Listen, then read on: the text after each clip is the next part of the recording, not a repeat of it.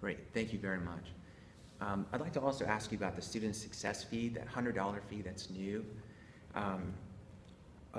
One is that I really appreciate the heart behind it. I know that college students have a difficult time getting a job after college. So I think that's an important priority.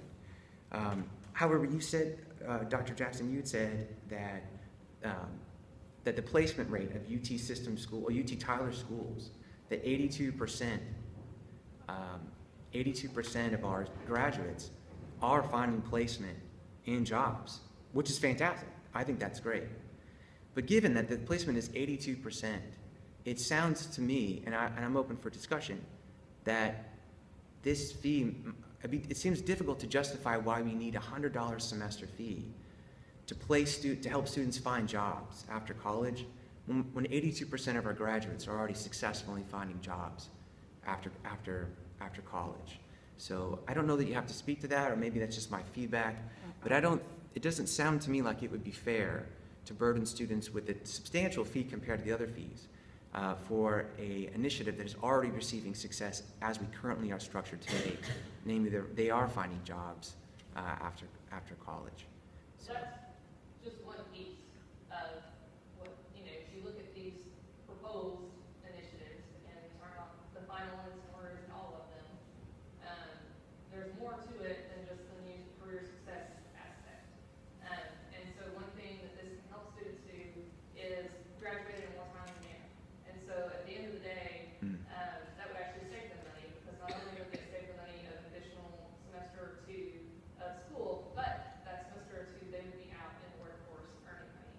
And so there are several initiatives that are going to be a part of this, regardless of what the regents eventually approve, that would be funded by this fee. And so it's not just the new career success placement piece, but also other, you can see, on-demand programs, open educational resources. And so, from an institutional standpoint, we invest in open educational resources so that every student who takes that class saves that.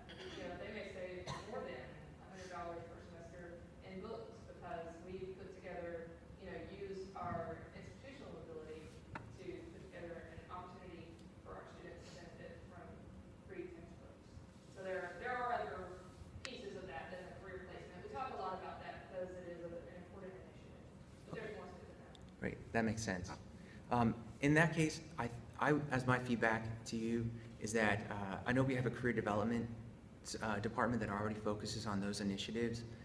In my view, I would like to see that these things here come out of designated tuition rather than these fees, or this new fee, or I'd like to see the student services fee budget adjusted to service these needs before a new fee is introduced. I think that's something that we can do now without burdening students with an additional substantial fee for initiatives that, in my understanding, are already part of operational budgets of other institutions without a separate fee. And to me, honestly, this sounds more like a student services fee, because the definition of a student services fee, according to state statute, are activities outside of the educational initiatives that directly benefit students, and which I think is demonstrated by the fact there's already a line item in the student services fee for this kind of activity. So my feedback is I don't think it justifies a fee for this.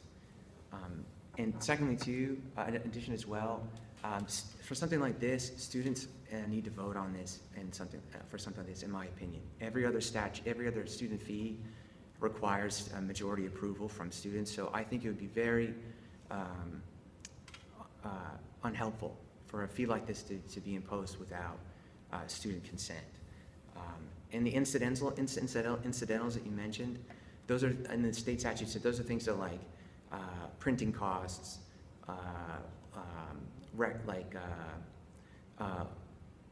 overdue library books. It doesn't seem to substantiate something like this.